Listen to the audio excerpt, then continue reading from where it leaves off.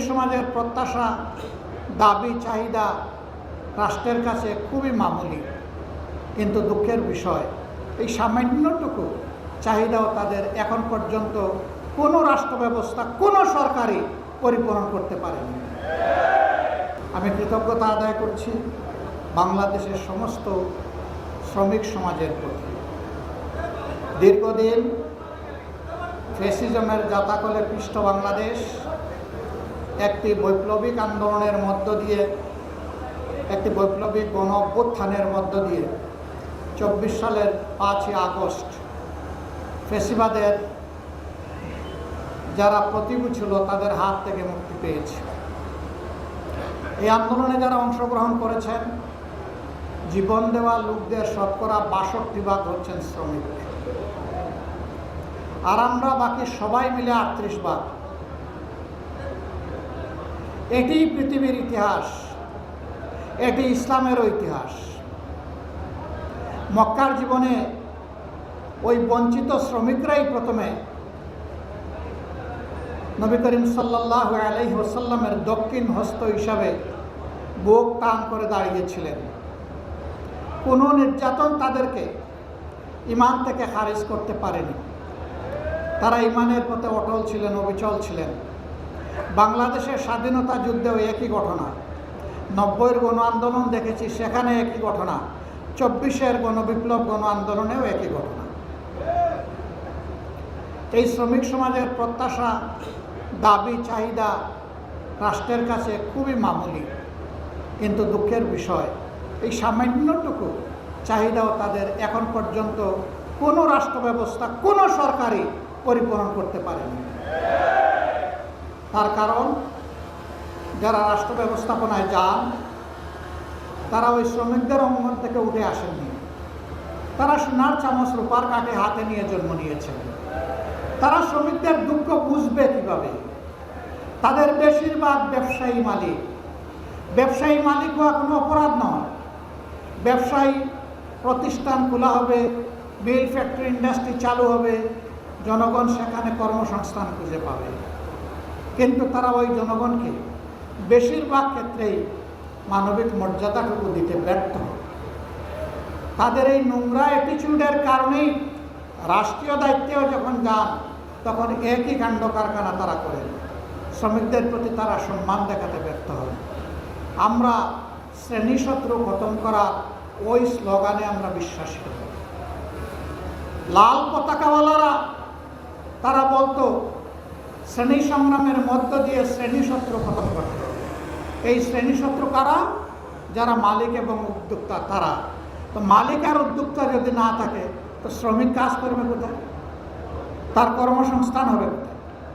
আমরা এখানে সমন্বয় করতে চাই। শ্রমিক মালিক ভাই ভাই, একে অন্যকে সম্মান করবে, ভালোবাসবে। শ্রমিক তার কর্মসংস্থানের জন্য মালিকের প্রতি কৃতজ্ঞ থাকবে, আন্তরিকভাবে কাজ করবে। আবার মালিক একথা মনে করবে যে তার পুঁজি আর তার যন্ত্রপাতি অচল যদি এই শ্রমিক না থাকে। অতএব শ্রমিক বাঁচলে মালিক বাঁচবে, শিল্প বাঁচবে। শ্রমিক যদি না বাঁচে শিল্পেরও মৃত্যু হবে। এই দুইটাই বাঁচুক, শুধু বাঁচুক না, এই দুইটাই বিকশিত হোক, সেটাই শ্রমিক কল্যাণের মূল প্রতিপাদ্য। এই সমন্বয়ের দৃষ্টিভঙ্গি নিয়েই শ্রমিক কল্যাণ কাজ করে। হাঁটি হাঁটি পা পা করে শ্রমিক কল্যাণ আজকে এখানে এসে দাঁড়িয়েছে। বিগত নির্বাচনে জাতিকে আমরা বলেছিলাম নেতৃত্ব আমরা তরুণ এবং যুবকদের হাতে তুলে দিতে চাই। আপনারা দেখবেন জামাতে ইসলামী থেকে যারা বিভিন্ন জায়গায় আমাদের ক্যান্ডিডেট হয়েছিলেন তাদের শতকরা 70% বয়স হচ্ছে 42 বছরের নিচে। আমরা তার প্রমাণ রেখেছি। আর আজকেও এই সম্মেলনের মধ্য দিয়ে একজন যুবকের হাতে আমরা মূল চাবিটা তুলে দিলাম। আমরা চাই যৌবনের এই শক্তিটা জাতি গঠনের কাজে লাগুক। আমাদের এই বয়সে যতটুকু পেরেছি আমরা দিয়েছি। এখন পতাকা আমরা যুবকদের হাতে তুলে দিতে চাই। তারা এই পতাকা নিয়ে সামনে এগিয়ে যাবে ইনশাআল্লাহ। আজকের এই দিনে সরকারের কাছে আমার স্পষ্ট দাবি, শ্রমিকরাও এই সমাজের নাগরিক, ভোট শ্রমিকরাও আমাদেরকে দেয়, আপনাদেরকেও দিয়েছে। সুতরাং শ্রমিকদের সব বিষয় মালিকদের ঘাড়ের উপর ঠেলে দিবেন না, রাষ্ট্রকেও দায়িত্ব নিতে হবে। মালিকরা ইনসাফের ভিত্তিতে তাদের যা করণীয় তা করবে, বাকিটা রাষ্ট্রকে শেয়ার করতে হবে।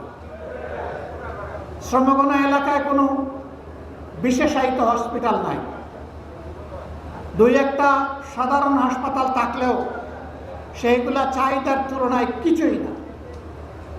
আমরা দাবি করব শ্রমগণ এলাকাগুলোতে অবশ্যই মানসম্মত সাধারণ হাসপাতাল যেমন থাকবে, তেমন বিশেষায়িত হাসপাতালও সরকারকে গড়ে তুলতে হবে এবং শ্রমিকদের চিকিৎসা সঙ্গতভাবে এর ব্যয়ভার সরকার এবং মালিক পক্ষকে শেয়ার করে বহন করতে হবে। কারণ শ্রমিকদেরকে যা বেতন ভাতা দেওয়া হয় তা দিয়ে পেটের জোগানি হয় না, চিকিৎসার খরচ বাঁচাবে করতে। পাশাপাশি শ্রমিকদের সন্তানদেরকে মানুষ করার, শিক্ষিত নাগরিক হিসেবে গড়ে তোলার দায়িত্ব পরিপূর্ণভাবে শুধু সরকারকেই নিতে হবে। মালিকের ছেলে মালিক হবে, শ্রমিকের ছেলে মালিক হবে না, রাজার ছেলে রাজা হবে। আমার একজন শ্রমিক ভাইয়ের ছেলে কি প্রধানমন্ত্রী প্রেসিডেন্ট হওয়ার পথে কোনো নিষেধাজ্ঞা আছে? আমরা চাই সেই শ্রমিক বন্ধুটি ভাইটির ঘর থেকে আগামী দিনের প্রধানমন্ত্রী বের হয়ে আসুক। সেই শিক্ষা, সেই পরিবেশ সরকারকে, রাষ্ট্রকে নিশ্চিত করতে হবে। বন্ধুগণ, অনেক কথা ছিল, একটা আজান হয়ে যাবে, এই জন্য আমি আজকে কথা এখানেই রাখলাম। মুক্তির ময়দানে লড়াই হবে, আমাদের অধিকার, জনগণের অধিকার আবার পায়ের তলায় পিষ্ট করার পায়ে তারা শুরু হয়েছে। আমরা সংসদ থেকে বের হয়ে এসেছি, কিন্তু আমরা আবার সংসদে ফিরে যাব। মাঝখানের জনগণকে সাথে নিয়ে জনগণের মুক্তির আন্দোলন আমরা গড়ে তুলব। এই আন্দোলনে জনগণের অধিকারের ব্যাপারে আমরা সরকার কিংবা যে কোনো কর্তৃপক্ষকে ইনশাআল্লাহ চুল পরিমাণ ছাড় দেব না।